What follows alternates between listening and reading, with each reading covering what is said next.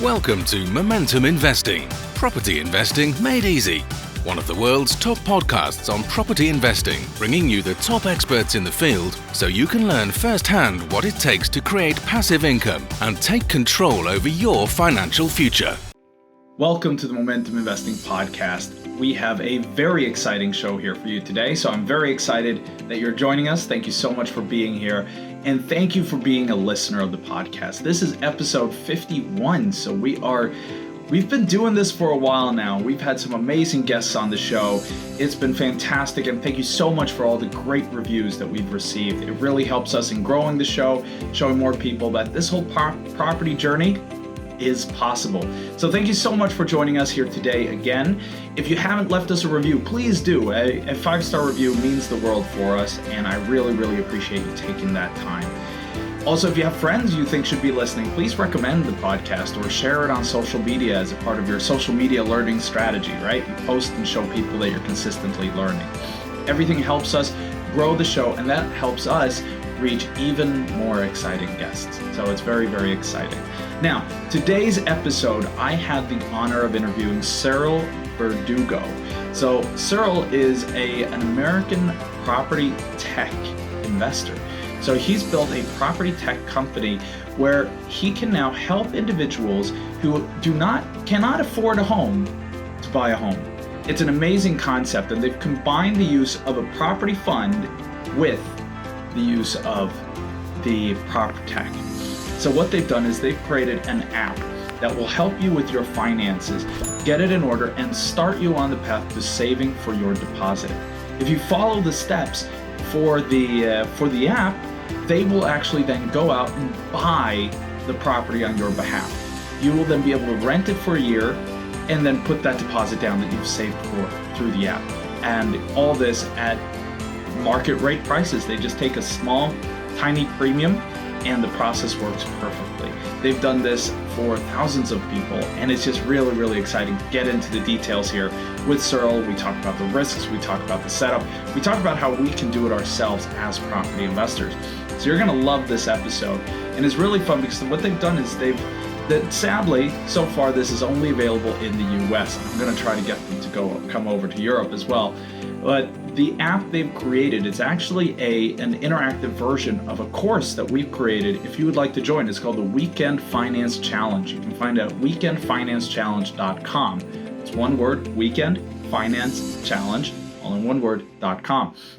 By going there, we'll walk you through how to take control over your finances, how to set a budget, and how to start yourself towards financial freedom. Now, we might be growing that as well and doing that in an app in the future, but I'd love to see you join the Weekend Finance Challenge and give us your feedback, because if we can make that course amazing, I think it already is pretty good, but if we can keep improving it, we have more service to give to you. Now, with no further ado, let's get into that interview with Cyril. This is going to be amazing, and I'll see you on the other side.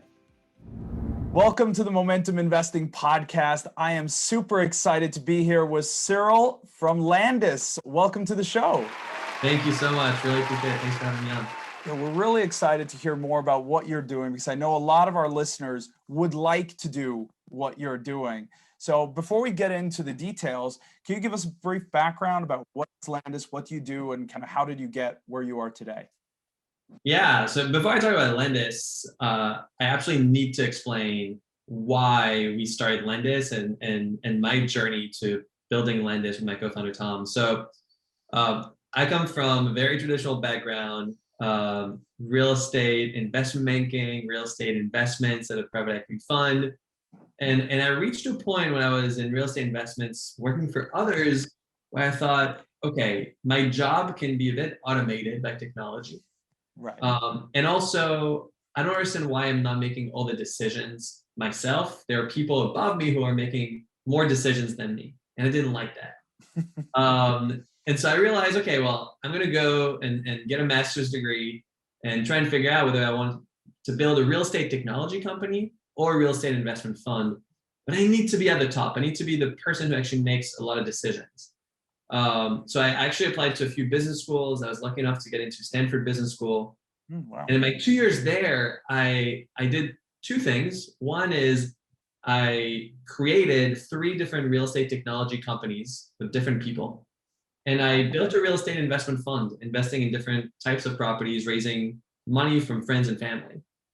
And 2 things quite weird happened. The first thing is I realized I really love both, and I couldn't make a decision between the 2 of them.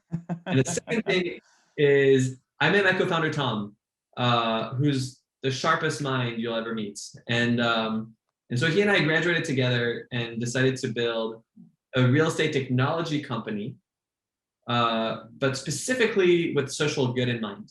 And what social good really means for us is people having financial freedom. So I know, a lot of your listeners care about financial freedom, care about passive income, care about cash flow.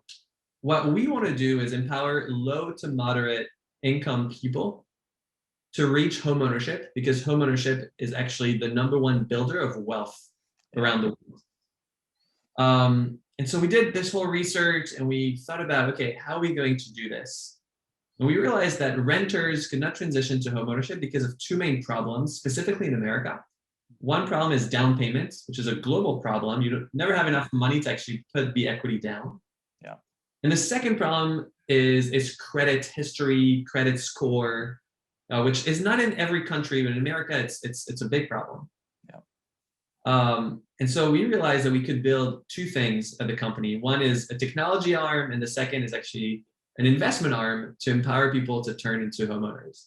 Right. The technology arm is a coaching app, which is layered on top of an algorithm that we built in-house, which allows anyone in the US to build their credit score and to build their down payment.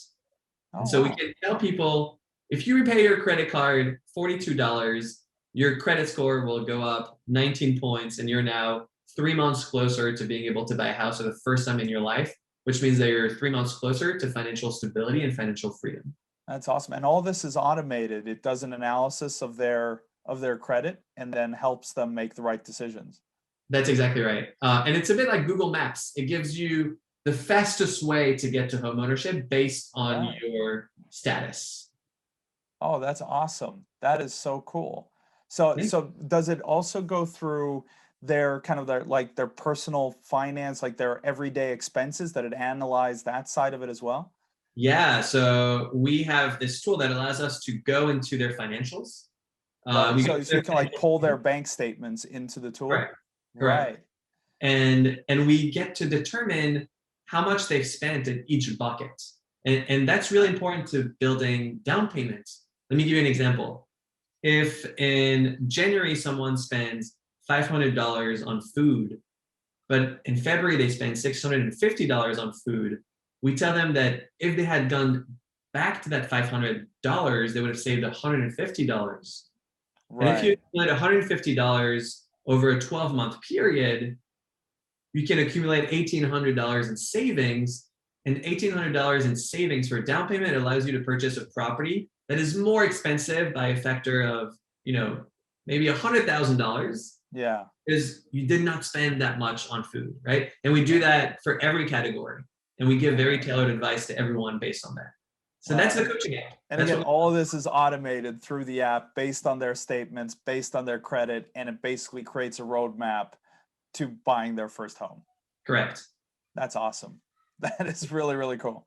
Thank you, Daniel. So that's the first mechanism that we've built at the company, which is a tech-heavy endeavor, as you can imagine. Oh, I can imagine. I mean, we just sat down and created it's a weekend finance challenge. It's a 3-day challenge that is an online course that does very similar to what you do, just that it teaches the principles, but we don't have the tech to pull their financial statements. That's why I'm getting so excited about this, is taking what we kind of did and taking it to the next level. And I love it. Thank you. I know your listeners love the investment part. So I'm going to talk about the second arm that we have in the company, which is a real estate fund, really. And what the real estate fund allows us to do is to bet on our client's success. Let me explain to you what I mean. Because of the coaching app, we know when our clients are actually going to convert to homeownership. Right. And because of that, we're able to tell them to go and find a house that they love within a budget that we know they will be able to afford when they are able to buy a house for the first time. They identify a house, we buy it, and this is where the real estate fund comes in.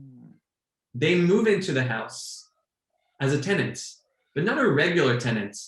It's a tenant that knows that they will be ultimately owning that house. Right. So it's a rent to buy kind of concept. Correct. It's a rent to buy concept where the incentives are aligned, where our client is being coached by us in order to transition to home ownership.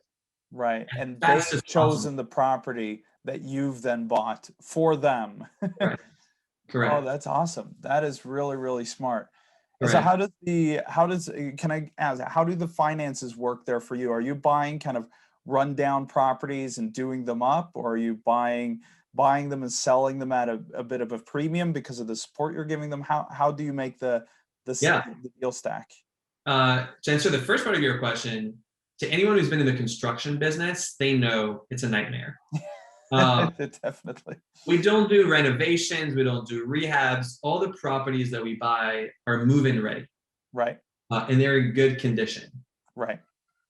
Therefore, they move in on the same day that we buy the property. Right. They rent, and they buy it back at a price that is a 3% premium to the valuation when we bought the house. Right. Well, 3%. Yeah. Right. So that's not how long is the rental period expected to be? Typically, they buy in the first year. Some of them buy in the second year. Most buy in the first year. Right. And how much are you making on the rentals? It depends on the market. It's market rent. Right. Okay. We don't charge rents that are over market. We want it to be fair. Yeah. So what we do is we generate money on the real estate fund side by buying, renting at market, and selling at a 3% premium. That's what we do. Right. Very, very easy real estate model. Yeah. And it's working. So we were actually in just one city when we started in 2019.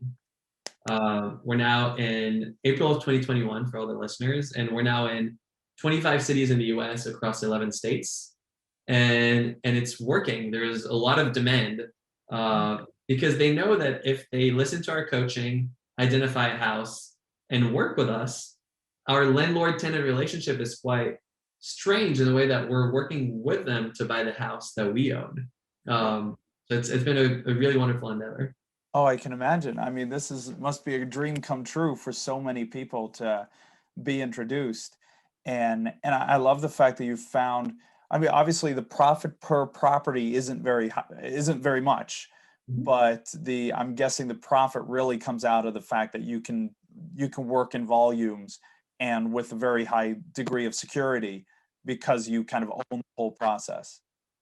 Correct. And one thing that's different about how our real estate fund operates is that it's completely decentralized. Mm-hmm. What I mean by that is that most people need property management operations, sometimes handyman, repairs and maintenance staff in order to operate real estate properties. Yeah. But it's completely different with the way that we work is that the client lives in the house. Yeah. They are a pending homeowner. Therefore, they behave as if they already own the house. Yeah. They maintain the property themselves. We don't need to hire a third-party property manager. We don't need boots on the ground. We can operate nationally tomorrow morning if we wanted to, without having a property manager in every state, which is a game changer for us. That's the reason why the company is so scalable, which to your point allows us to do high volumes quite rapidly. Yeah. Oh, that's awesome. That's awesome. I'm looking forward to you guys coming international. Thank you. All right. So now the question that, I mean, there are so many questions to ask, but we'll jump to the financing side of it, because obviously doing this, it obviously requires a lot of capital, right? First to develop the app, but then just to have the real estate fund. I mean, if you got hundreds of people signing up or even thousands of people signing up, that's a lot of property to buy. How have you been able to fund this? How have you gone about it? Yeah, so funding for us is really two main buckets. The first bucket is venture capital. which we use in the startup world to build technology. The second bucket is for the real estate investment fund. And those two are very different worlds. I'm happy to talk about the venture side first, because I don't think a lot of your listeners necessarily know a lot about it. So I'll talk about this. And then I'll talk about the real estate fund, which people are probably more familiar with. On the real estate venture side, we got lucky, is really the lesson. My co-founder and I went to Stanford. And when you get to that school, you have a lot of opportunities to raise venture capital early. So we actually raised, I think it was $2 million without revenue and with barely just an idea, just to build the technology and do a few transactions to see whether it was working. Right. And then as you prove more things and you scale up, it becomes easier to raise capital. And we've been lucky to have Sequoia Capital, which is a company that has invested in Google, LinkedIn. Yeah, definitely heard of Sequoia. Yeah, they're one of the largest venture capital firms in the world. Exactly. And so they're backing us. They're wonderful to work with. And they've really helped us create the technology behind everything that I just mentioned. So that's in the venture side. And like any fundraising effort, it's a grind to get to a closing. On the real estate fund side, one of the tricky aspects of building a real estate fund is that you need a track record to raise more money. But when you're building something that's new, people don't necessarily want to fund you. Yeah. And it's always this weird chicken and egg problem where you need the track record, but you don't have it. How are you going to start, et cetera? This is where venture capital was really helpful. We did our first, I think, 25 transactions using venture capital to prove the model. Right. And then we went to, small family offices, wealthy individuals to start fundraising. And it was checks of $250,000, $300,000, which to us represented, 2, 3, 4, 5 houses per investor, which is not scalable. No. But we needed to do that for, 100, 200 transactions to then go to bigger institutions that had seen a track record of 100 or 200 transactions in order to raise more capital. And once you get to a scale of, let's say, 10 to 20 million, it becomes difficult to raise that capital because it's an in-between model where individuals cannot fund you because it's too much for them. And really large institutions will not want to work with you because you're too small for them. And oftentimes you get stuck in this middle ground of, 10, 20, 25 million, which is really difficult. Right. Where we went very early is we decided to raise more debt with less equity. So a typical property people buy with 50 to 60% debt. We chose to go with 95% debt. Wow. Okay. So you stretched your equity capital. Exactly. With less equity in order to be able to scale faster. And the reason why we went that way is because unlike a traditional real estate investment, our investment has no vacancy. It has no construction. It has no rehab. Yeah. It is very stable. Essentially, the only risk is, does your coaching app give maybe do they listen to the coaching app and follow the instructions given? Correct. And if it takes them 18 months instead of 12 months that we had projected for them to buy the property back, well, during those extra 6 months, we're still in a house with them where they're paying rent every month and we want them to buy the house anyway. So even during that time, we're fine. Yeah. You're making money anyway. Correct. We make more money when we sell the house to them because that's how the model works. We have incentives that are aligned with our clients where when they win by turning into homeowners, it's better for them and it's better for us. Yeah. But we've protected our downside, which is really important in real estate, where even if it doesn't work out in the timing that we had anticipated, we don't lose money. And that's very important to build. That's very, very cool. So tell me some more. How do we automate you know, how have you gone about automating this process? Because one thing I see is, you know, in theory, this is like a perfect model, right? But obviously, everywhere things can always go wrong. I mean, for example, if you do get a bad tenant, even with everything you've done, that could happen. It could be someone who, you know, they break up, they get a divorce, you know, someone gets drunk, and, you know, things start going downhill. What are the securities you put in place to protect yourself from those kind of downside events? Yeah, I love this conversation because it's such an operational conversation. Um, you know, when you look at the media, the PR, you read articles, you read books, it is very rare to get down to the nitty-gritty of what actually happens behind the curtain. And this is exactly the kind of question where some things are not perfect and some things are broken and some things you need to figure out, you know, as it's like you're flying the plane and building it at the same time.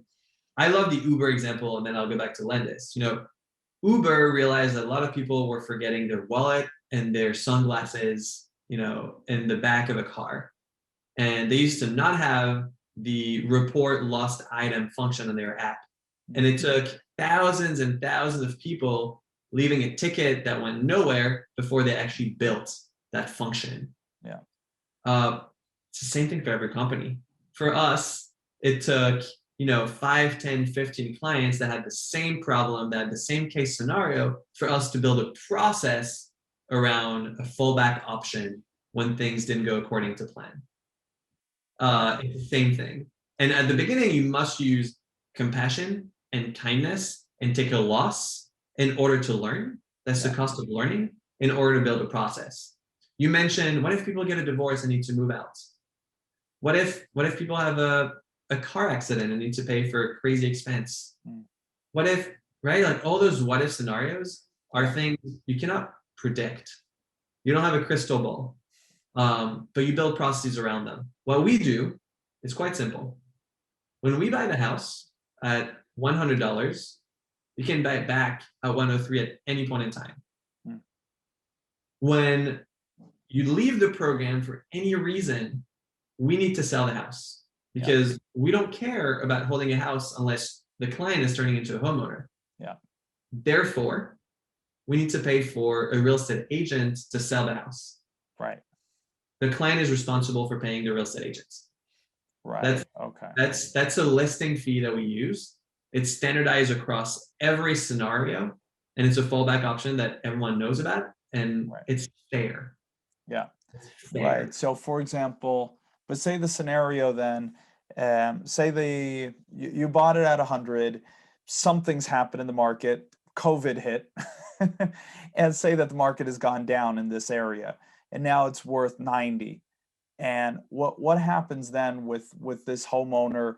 Both if they decide to not buy, they pay the listing fee, but you eat the $10 10% loss. Yeah. Right. Correct. And just to be clear, you know, since we've actually tracked property values in America in the last 70 years, there's only 1 year where property values went down 10% in 1 year, and that's 2008 to 2009. 94% of the time, property values go up. Once or twice, you know, every 12 years, property values go down, but they go down 3-4%, right? So the scenario you're talking about is the nightmare scenario that happened once in history. And in that case, we eat that discount, you know, and it sucks. But they pay the listing fee, you take the loss for the sale. Correct. And I'm guessing then you have that as a part of your model, that you have a cash reserve to cover those type of eventualities. Correct. And, you know, so far it's happened a couple times, and it's called default rate risk management. It's normal. It happens, and we're not happy when it happens, but it's going to happen a lot of times. And every business has, you know, scenarios where things don't work out the perfect way. Fine. And of course, I mean, now I'm harping on the negatives here. I mean, I'm sure it goes the other way as well. You have someone who can't complete the purchase, and instead of selling it for 103, you end up selling it for 106 on the open market. So yeah, yes, we don't love that scenario. We really don't. no, of course, your goal is to sell to the homeowner or to the Right. to-be homeowner. And if you look at the last year, property values have gone up 15% in most of the markets in which we operate. Right. Technically, the fair market value is 115. Yeah. And we they're still sell getting to that buy house, it at 103. and they buy it at 103. That's exactly right. And so we're technically losing $12 or leaving it on the table. That's completely fine with us. Yeah. We want them to buy the house. We win when they are homeowners. Yeah. That's what we stand for. That's who we are. And of course, that's the difference with being a large automated kind of tech company and being more of an individual retail property investor. I mean, we as property investors, we're generally looking at this deal and we want to optimize our profit on this deal. You guys are working on a more of a portfolio and systems basis, which means it's more important that the system works than you making an extra profit on individual transactions. That's exactly right. Right. Oh, that's awesome. I love what you guys are doing. That is super, super exciting. And I know everyone listening is going to be equally excited. If we want to learn more, if we want to track your progress, if we want to keep an eye for when you guys come over to our side of the pond, how can we stay in touch with you? How can we learn more? Landis.com, Landis.com. And my personal email is Cyril@Landis.com, Cyril@Landis.com. Feel free to email me. Thank you so much for sharing that. I'm definitely going to add that to the show notes, guys. So you'll have that there. Cyril, thank you so much for joining us. This was awesome. And for everyone listening, hey, let's keep in touch with Landis. Let's keep an eye on what they're doing. And I got some exciting news in a moment, so stick with us. Thank you so much for listening. And again, Cyril, thank you so much. Thank you, Daniel. Wow, wasn't that amazing? Cyril it's so exciting to hear how they've built their company, how they're managing their risk, how they're growing, and how we'll be able to implement this in the future for ourselves if we do it smart. So they've done some really, really exciting things. Now, we just did the Virtual Property Summit just a couple weeks ago, and one of the most popular subjects was due diligence on property deals. So for next week's show, I got an amazing surprise. We got one of the world's best property due diligence experts coming on as a guest. What she has done is in Spain, she sent 2 of her employees down to Spain to gather all the data. Because one of the problems in Spain is that the data is completely decentralized. It's all over the place, and it's very hard to predict property deals because no one has the data.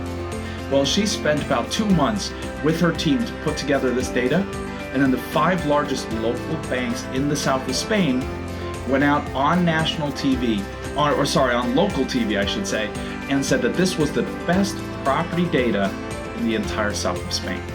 So she really knows her due diligence, and she is even better at it in the UK. She's done hundreds of property deals. She's done due diligence on thousands of deals, and she has an ability to predict what will happen in a local market, what will your rents be, what will your values be. So I asked her to come on the show and share these details because she spoke at the Virtual Property Summit, and it was one of the most popular speeches we've ever had, and I know everyone got a whole lot of value.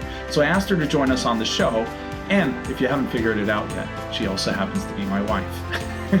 So one of the co-founders and co-hosts of the Momentum Investing podcast, Gisela Wood, will be joining us on the show to show us exactly how do you do due diligence in different property markets in different places on the world, and what is it you got to know to become a successful property investor. What do you need to look at to get that right deal? And remember, right deal will change your life. So thank you so much for watching here today or listening. Please give us a review. Please make sure you subscribe because you're not going to want to miss the next episode. Thank you so much for being a part of this community, and I'll see you soon.